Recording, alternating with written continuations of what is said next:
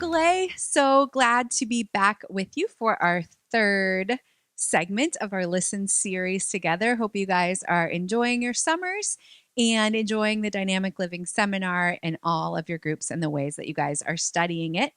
I am excited to be back with you again this week to talk about listening out, listening to others. And this is super, super important one. This is that lost art, that lost skill in our society. And so I am so excited that as Circle A, we can unite as people who understand the value of listening and who want to pursue growth in our listening skills. So that's what we're going to talk about today. So far, we have talked about noise, the cognitive clamor that overwhelms us and makes it difficult to listen to anything, right? We've talked about listening in to ourselves and how that helps us with our ways of knowing, our ways of healing, and our ways of growing. So this week we're talking about listening out to others. So why is it important to listen to others? I think there are many reasons, but we're going to talk about 3 reasons today. So why listen out? Wisdom is the first reason. Perspective and love. Wisdom, perspective, and love are 3 incredibly important reasons to listen to others. So let's unpack those real quick. Wisdom. If we look to the book of Proverbs, which Skip loved to read and read to our campers every day at Circle A, it talks a lot about wisdom, a lot. And here's what it says in Proverbs 19, verse 20. Listen to advice and accept instruction, that you may gain wisdom in the future. So while it is true that there is a lot of cognitive clamor in this world, there's a lot of sources of input to us that don't bring us wisdom, that just bring us noise, it's also true that there are sources of wisdom. There are sources and people and books and teachings that can bring advice and instruction into our lives. And those things are essential to our growth, right? We have to pursue wisdom in order to find it. Now, my dad was an incredible source of wisdom. I remember how the LTs at Circle A would come and seek his counsel again and again and again through all the years that I witnessed our Circle A program. The LTs and the campers would come to him and ask him all sorts of questions, from camp questions to life questions. He was such a source of wisdom. And we did a good job of listening to him because he taught us how to listen to him, right? Now, I think we all always did the very best we could to act on the wisdom that he gave us because we knew it was coming from a source that was trustworthy and true. But I think we didn't always listen to the wisdom he gave us, right? I remember the LTs didn't always listen to the wisdom that he gave, usually to their detriment and a funny story. So I'll share one of the funny stories on my mind with you today. I remember this one time, it was during our staff training week before the kids would come every summer. And I don't think I was an LT at this time, but I was around because I was Skip's daughter, so I was always around. And so we decided on this one particular evening to order pizza from a local pizza shop. So they brought in the pizza and they had ordered a bunch of different kinds. And there was this one kind of pizza that was specifically quite spicy. And, you know, spicy pizza, that's a thing that people like. And so, of course, the LTs wanted to eat the spicy pizza. Well, it was very spicy. And when I say very, I actually didn't try it myself. So I can't tell you the degree of spice that it had. But what I can tell you is that I watched those LTs eat that pizza, mostly the boys. I'm just going to go ahead and say it. It was our male LTs. And some of you watching this video may have been there for this actual situation. So you might remember the details even better than I do. But I remember the guy LTs eating this pizza and their faces were getting redder and redder and redder, and their lips were like twice the size of normal lips. And like they were sweating. Like it was very visibly apparent that this pizza was extremely spicy. Well, my dad, who always ate with the staff, by the way, we all always ate together. I think he tried like one bite of this pizza. And it was clearly not fit for human consumption, basically, is my assessment of the situation. And he asked the LTs if it was spicy, and they were like, "Oh no, it's not that spicy. It's fine." And Dad took one bite. He was like, "Come on, guys, like this is really spicy. You probably shouldn't eat this pizza." Well, they were determined. They were going to eat that pizza. They were going to finish that whole pizza. And so they did. They ate it while their lips blistered and the sweat poured off their faces. They ate that pizza. And then the agenda for that evening after we ate the pizza was a seminar training where, the staff would be taught by Skip every evening before the campers came. And I remember being in the middle of the teaching session because I was sitting in on it. And several of those guys had to run out. Let's just put it that way, in the middle of my dad's teaching because, well, as I said, the pizza was not fit for human consumption, as my dad did give the wisdom to share with them, but they did not choose to listen. So just a little memory that I have. I thought I'd throw that in there, but most of the time we did listen to the wisdom that he said because he had a lot of it. So wisdom, very important reason to listen to others. Second reason would be perspective. Perspective. Now, let's think about perspective. Perspective is different than wisdom because perspective doesn't necessarily have to be the whole truth about something. It is simply a different truth than yours, right? Because everyone witnesses, sees, feels, understands situations and issues slightly differently. So the more we listen to additional perspectives, the wiser our perspective can become, the fuller, the broader, the more expansive our perspective can become, right?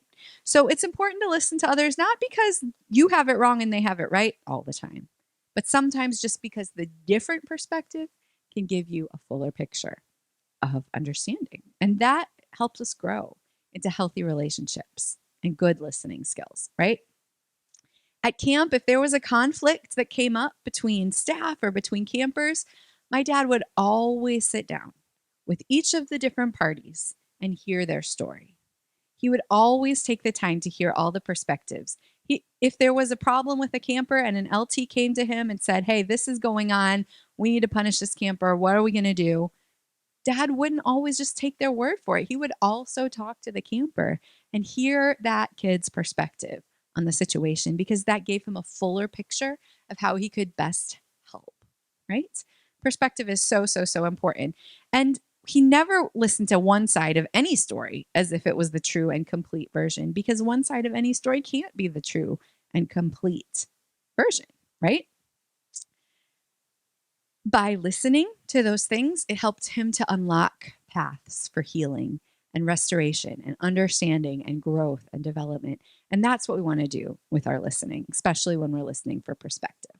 Now, sometimes he got some interesting perspectives from time to time. I remember this one kid, I think the conflict was actually with my dad himself. And so the kid was talking back and forth with dad and arguing about something he'd been asked to do. I don't really know what it was. But I remember that the kid called my dad an alien. That was his perspective, that my dad must be an alien, probably because he was so amazing at whatever the thing was he was doing, or so positive or whatever. And I just remember dad said something like, I won't get the quote exactly right, but something about, if you continue down this path, you are headed for alienation. That's what my dad said to this kid. He had a lot of good one-liners and comebacks to these kids. He was pretty impressive. But nevertheless, he did always listen to all of the perspectives, and it made him an incredible listener, an incredible coach, incredible teacher for all of us. But sometimes we're so sure that we have a corner on the truth, right? And we're sure that the way we see a thing is the way that the thing should be seen, that we forget to listen to other perspectives that are just as valuable as our own, right? So that broader way of experiencing the world is super important. And the last reason we listen to others is for love, right? It's the most important reason. It's the way to truly be heard, and it's the way of Jesus, right? It is the way to show someone an incredible amount of love. Think for a moment when you have been loved by listening. When someone took the time to hear your story, to understand your feelings and your thoughts, your emotions, and to respond with compassion and empathy for you, think of what that love felt like. And we have the power to give that love to others. We have the invitation and even the responsibility to give that love to others. It's so, so, so important. And it will take us so far in life if we can get good at this skill, right? Carl Menninger. I'd ask you how many of you have heard of Carl Menninger, but my joke doesn't work because you're not in the room. So I can't see you raise your hands. But you have all heard of Carl Menninger because I just said his name.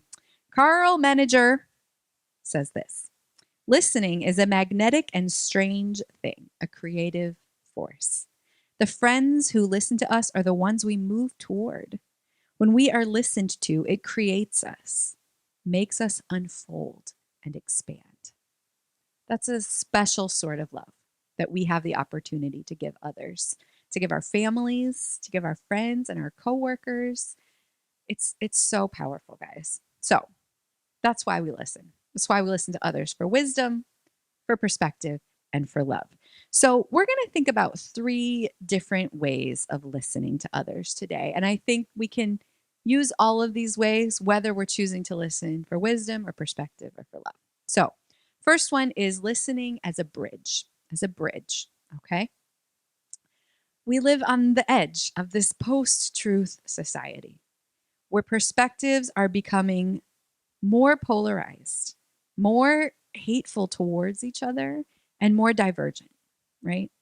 And we're experiencing cultural divides, political divides, relational divides in families, among friends, broken relationships around us. It's happening. It's always happened as a part of humanity, but it's accelerating in our current cultural moment. And so there's good work to be done in this moment.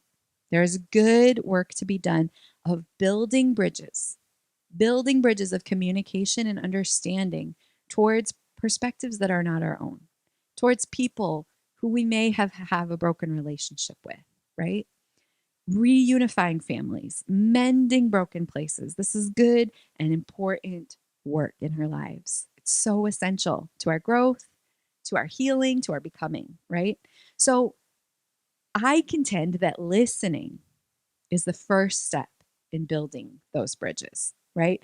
Before anyone is interested what my version of the truth is, I first have to build a bridge to meet them where they are. I have to build that bridge, right? That's the essential work of listening. Proverbs 18:2 says it like this: fools have no interest in understanding. They only want to air their opinions.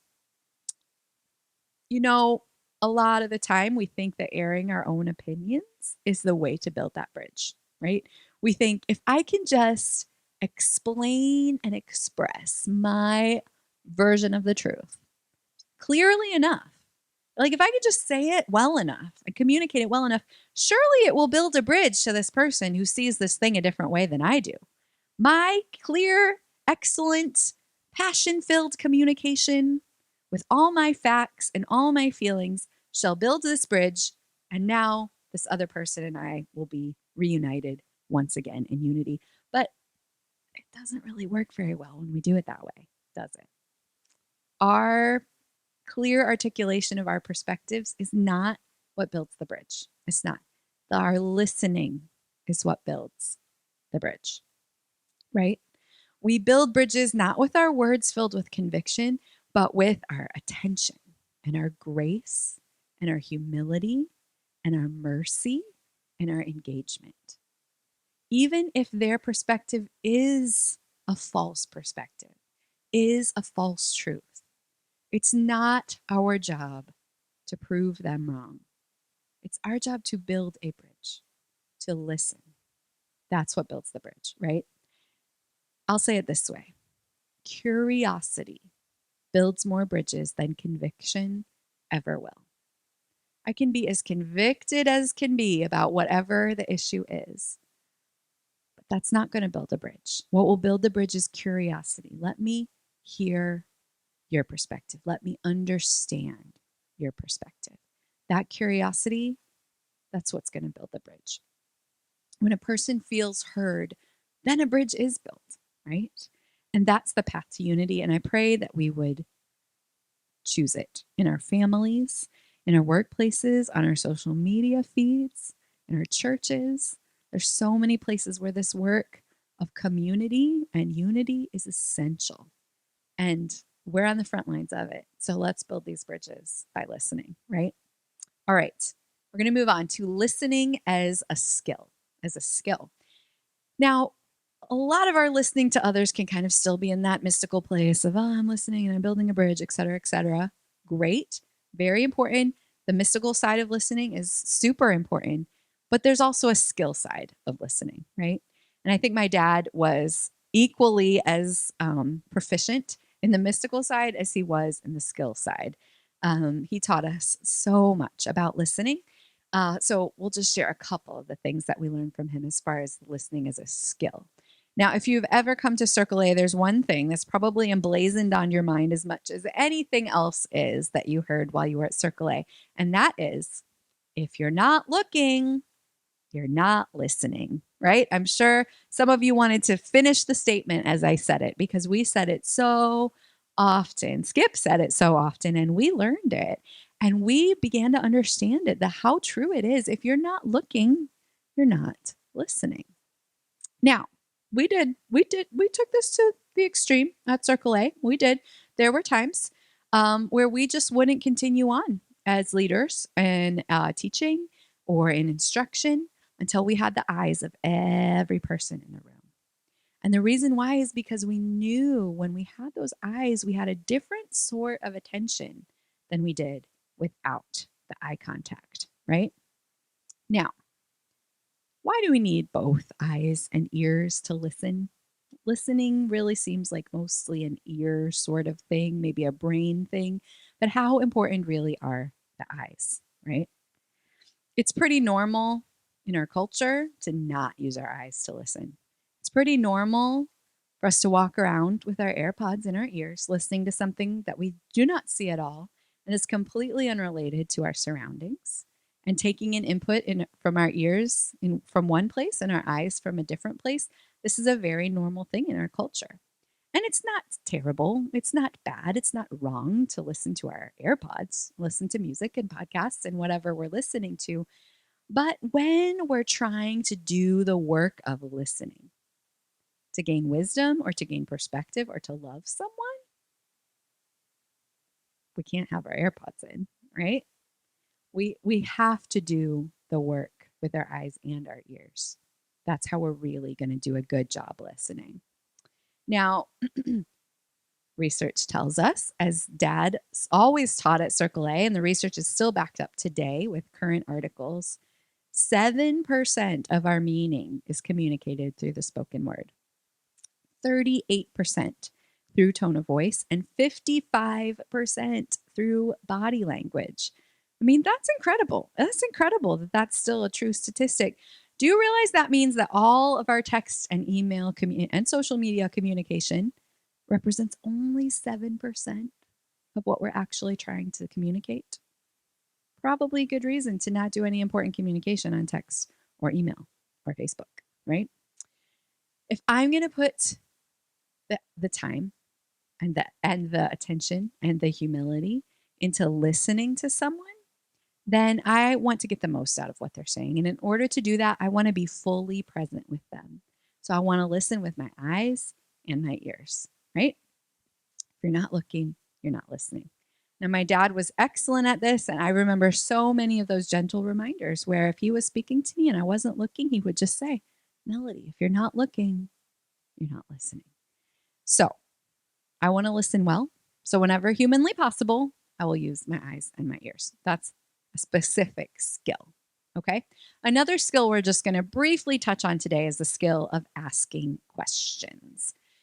This is a huge part of listening, right? Is asking questions about what you're hearing, curious questions to help you clarify and understand what the person is saying. This is going to add to your wisdom. It's going to add to your perspective, and it's going to help them feel loved. If you can ask the questions in a loving way, it's going to help them feel loved because it's going to show them that you care about understanding what they're actually saying, right? My dad was awesome at this. So awesome, in fact, that there were countless times where people would come to him for advice. And they would sit in a session with him about talking about their whatever their issue was. And they would talk and he would ask questions. And he would ask question after question as they continued to answer the questions and talk. And then he would give only a very little bit of feedback at the end of the session. And they would leave feeling like they got the best advice in the world. And that it was such an excellent coaching session. And the reason why is because of those questions that he asked. He knew how to ask the right questions to kind of help the person discover what they already knew was true. So it takes a lot of years and a lot of practice to get as good as he was at asking questions, but I think we can begin to develop that skill and continue to grow in that skill. Brene Brown has a list of really great question starters. So I'm going to quote just a few of those today. I'm curious about, I'm wondering, can you help me understand? Walk me through this. Tell me why that didn't work for you. What's your passion about this? How did you feel about? And I think just with that little list, we can begin to get better and better about asking questions. And that is going to help. Again, it's going to add to our wisdom. It's going to add to our perspective, and it's going to add to our love. So that's another really important skill to develop. Now, the last way of listening out is as a witness. Listening as a witness. This is a big one. This is really where people feel loved, right? It is so essential to have a witness to our lives and to our stories. And it is healing to have someone love us by listening to us and by responding with empathy and compassion. Ed Cunningham writes, friends are those rare people who ask how we are and then wait to hear the answer, right? How many times do you say, how are you to someone and then not care at all or pause to wait at all to hear what they say? And so usually the answer that they give you is good or fine or whatever it is. It doesn't matter. It's not a meaningful communication. But those times when it is a meaningful communication, man, that feels like love, right? Brene Brown writes, if we can share our story with someone who responds with empathy and understanding, shame can't survive. That's a pretty exceptional way to love someone, right? There's something about listening as a witness that surrenders the need to respond with anything other than presence, right? It doesn't require advice or wisdom. It doesn't require any grand response other than just empathy and being with that person in a place of shared humanity where you understand the experience or the feelings that they're telling you about, right? I once heard that the words "tell me more" might be some of the most beautiful words in the English language. Tell me more. So here's a little unfinished passage that I wrote. Imagine someone saying this to you. Imagine how you would feel if these invitations were extended to you by someone that you care about. Just think about that as I read this. Tell me more. I'm listening. Tell me more of the weight you are carrying, and let me carry it with you. Tell me more of the hopes that you haven't let die there in the far recesses of your heart. Let me believe with you. Tell me more of the fears you are hiding. Let me find courage with you. Tell me more of the shame you are holding. Let me speak grace over you. Tell me more of the beauty you saw. Let me celebrate with you. Tell me more of the ways I have hurt you. Let me make it right again. And let me see your face as you tell me. Let me look into your eyes Let our souls connect in the silent clasp of understanding and empathy. Your words matter to me, and I want to hear your story. Yes, you. Your story is not only significant to me, but to the whole breadth of human experience. So tell me more. I'm listening. You know, that's what Jesus says to us too. God longs for us to tell him more, always. And what a beautiful extension it is of his love to give this gift of listening to someone else. So imagine saying this to the people in your life. Tell me more. Your husband, your wife, your son, your daughter, your parent, your coworker, your friend. Tell me more. Tell me about the way I hurt you. Tell me about the thing you experienced. Tell me about the ways you're feeling. Tell me more. Your story matters to me. Imagine how loved the people in your life would feel if you were to give them that invitation, right? It's a transformative experience, just like Dad gave the kids at Circle A every single summer. Tell me more. So I'm saying that to you today, Circle A. I want to hear more. I want to hear your stories. I want to hear your experiences in life, both at Circle A and after Circle A. I want us to learn together and grow together by sharing our stories and listening to each other. I think that's the future of our community together. I think that's how we're going to carry on the legacy of dynamic living, by listening, by listening. Now, this listening as a witness thing is very powerful. It's very powerful. But I will admit, I am not always great at it. I want to be great at it, but I'm not always great at it. And my human frailties can pull me off track. The cognitive clamor can get too loud. And when I'm not great at it, it's unfortunately with the people that I'm closest to sometimes. My kids, my husband, my mom, right? The kids will come in wanting to tell me about something that's going on or ask me questions or whatever it is that they want to say. And I'm busy doing something and I don't do a good job putting that thing down and saying, tell me more, right? Or my mom will want to talk to me about something going on at the house and I'm in the middle of something and I can't take the time right then to stop and hear what's going on. And if I'm not careful, that busyness, that inattention can make them feel unloved, right? It can not only not be loving, it can be unloving to withhold my listening from the people whom I love the most, right? So it's essential. It's essential to our relationships to do this work of listening, even when it's costly, right?